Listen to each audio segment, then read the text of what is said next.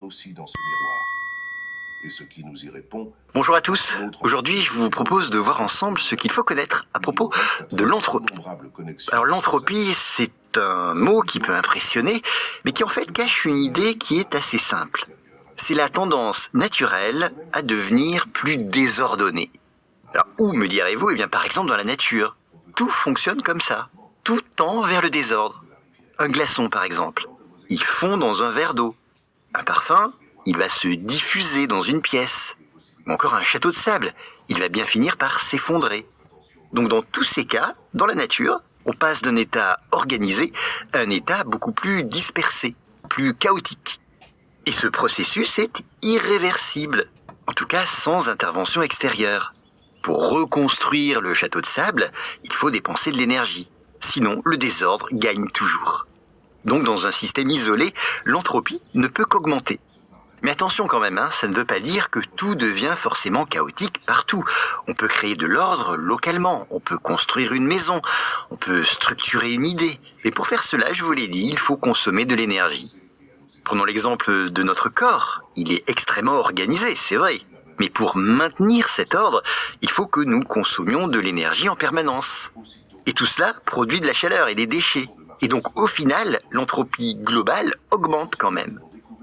Et là, il faut que je vous dise un mot de cette idée fascinante, car l'entropie donne une direction au temps. Eh bien oui, pourquoi ne voit-on jamais un verre cassé se reconstituer tout seul? Eh bien parce que le temps suit le sens de l'augmentation de l'entropie. On appelle ça la flèche du temps.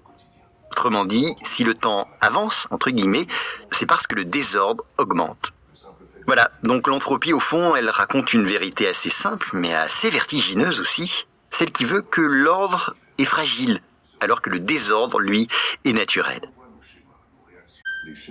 Bonjour, dans cet épisode de bonus sur la guerre de 100 ans, je vais vous parler d'un duel judiciaire.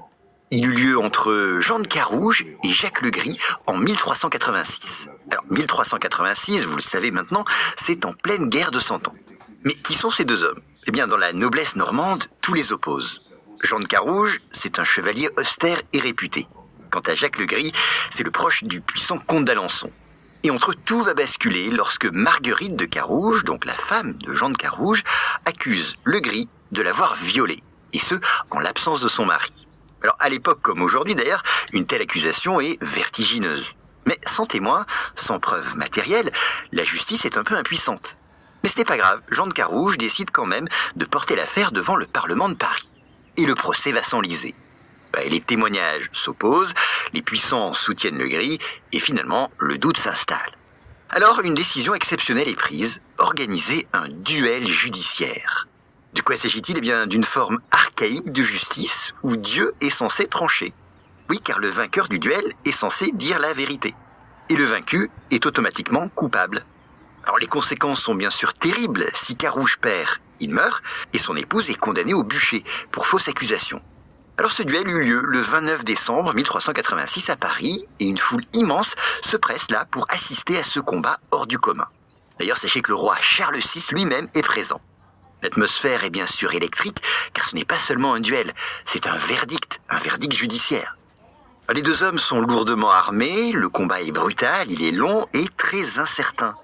Les lances se brisent et les combattants chutent au sol. Et à cet instant encore, tout peut basculer.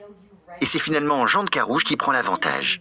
Il parvient à immobiliser son adversaire et dans un dernier échange, lui arrache un aveu. Puis, il le tue.